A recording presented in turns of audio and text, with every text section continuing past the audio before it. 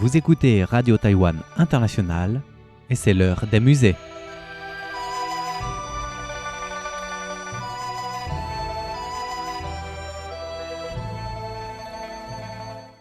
Chers amis francophones, vous écoutez l'heure des musées, une émission dédiée à la culture et à l'art chinois.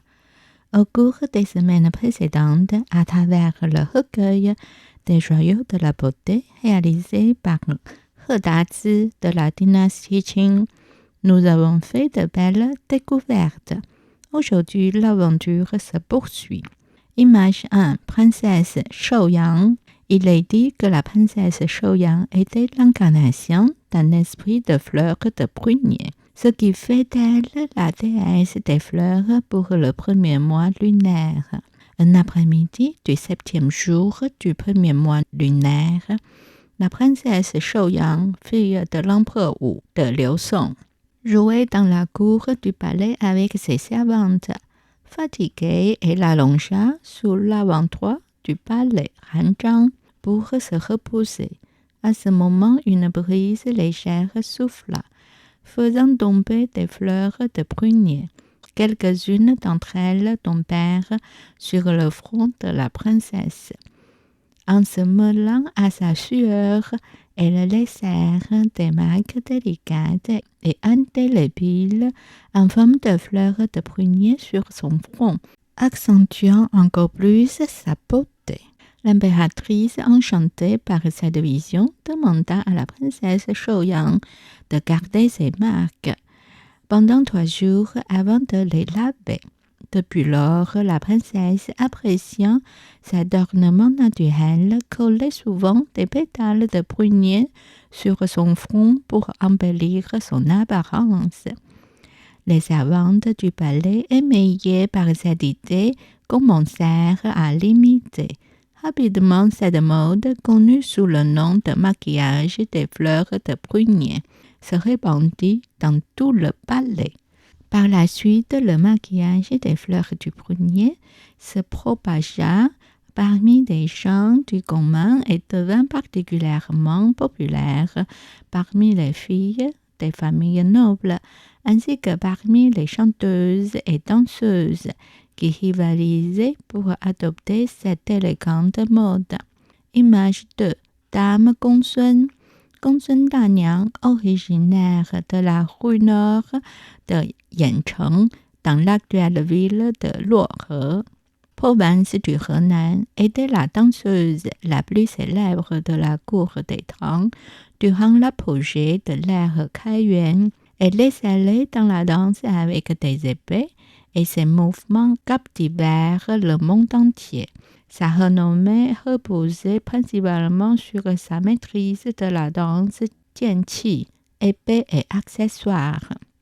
Elle se produisait souvent devant des foules nombreuses et était régulièrement invitée à la cour impériale où personne ne pouvait rivaliser avec elle. Sa danse tianqi devint extrêmement populaire et sur la base des traditions de la danse épée, elle créa plusieurs variations.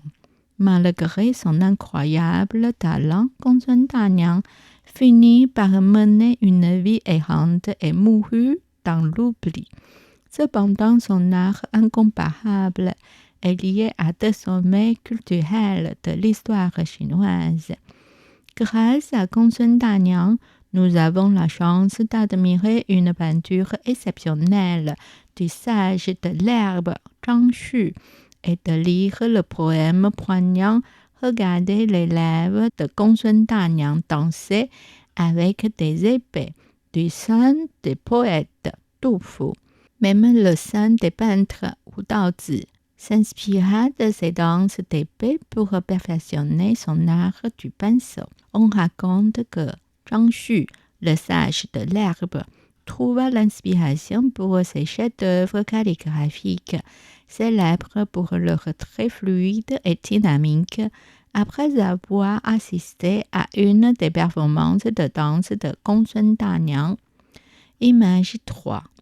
Hongxian.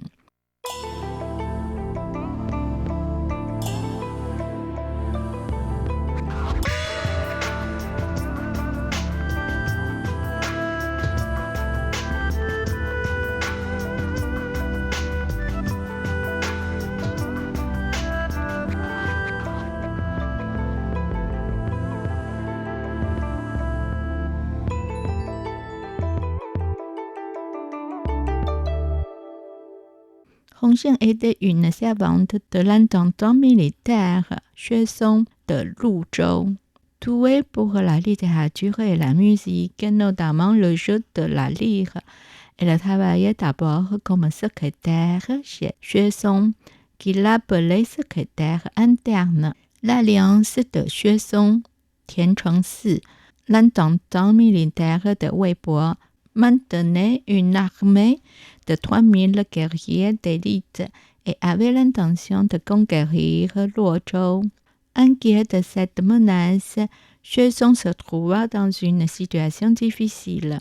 Hong Xian se porta volontaire pour une mission périlleuse. Après avoir inscrit le nom du dieu Tai Yi sur sa tête, elle utilisa une technique d'invisibilité pour infiltrer la résidence de Tian Chengsi. Elle pénétra dans la chambre de Tian et déroba une boîte en or contenant son bâti, les 8 caractères représentant la date de naissance et le nom du dieu Beidou. Xue Song fit intentionnellement rendre la boîte à Tian Chengsi, lui montrant ainsi qu'il possédait des agents capables de pénétrer sa résidence et de mettre sa vie en danger à tout moment. Face à cette démonstration de force, Tian Chengsi renonça à ses ambitions de conquête de Luozhou. Après avoir accompli sa mission, Hong Xian prit congé de la maison de Xue. Elle révéla alors qu'elle avait été un médecin dans une vie antérieure, responsable de la mort accidentelle d'une femme enceinte et de ses jumeaux, entraînant une tête karmique. Sa réincarnation en tant que femme lui avait permis de racheter ses fautes en évitant une guerre entre deux puissances militaires et en sauvant de nombreuses vies. Ayant expié ses fautes, elle était prête à partir. Xue Song souhaita la récompenser généreusement, mais Hong Xian refusa toute récompense et s'en alla discrètement. Image 4. Hong Fu.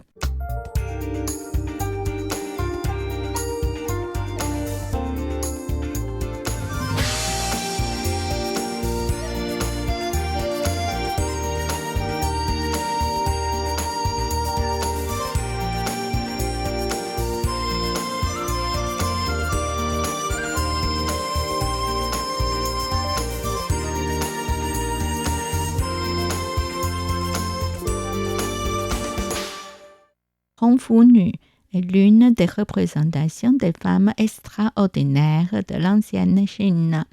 Elle est un personnage fictif du roman Qiu Ran Ke, la légende de Qiu Ran, la barbe bouclée, écrit par Du Guangting. Elle est connue sous le nom de Hong Fu Nu, en raison du fouet rouge qu'elle portait. Avec Li Jing et Qiu Ran, elle est connue comme l'une des Fengchen Sanxia, 3 chevaliers du monde turbulent. Son nom de famille était Zhang et elle était la première fille de sa famille. Elle était à l'origine une courtisane dans la maison de Yang Su, un haut fonctionnaire de l'époque.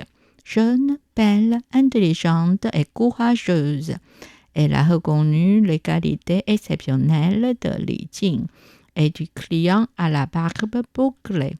Elle a épousé Li Jing et est devenue la sœur jurée du Qiu Ran. Après la visite de Li Jing dans la maison de Yang Su, Hong Fu Nu s'est enfuie cette nuit-là pour rejoindre Li Jing. Elle s'est présentée à lui en disant « La vigne ne pousse pas seule, je souhaite m'appuyer sur un arbre fort ». Ils se sont enfuis ensemble et se sont mariés. Peu après, le client à la barbe bouclée est apparu, observant Hong Fu Nu se coiffer. Elle a d'abord formé une amitié avec lui, puis a présenté son mari à son frère juré. Et les 2 hommes sont devenus frères. Quelle belle légende, quelle histoire magnifique, et surtout quelle dame splendide.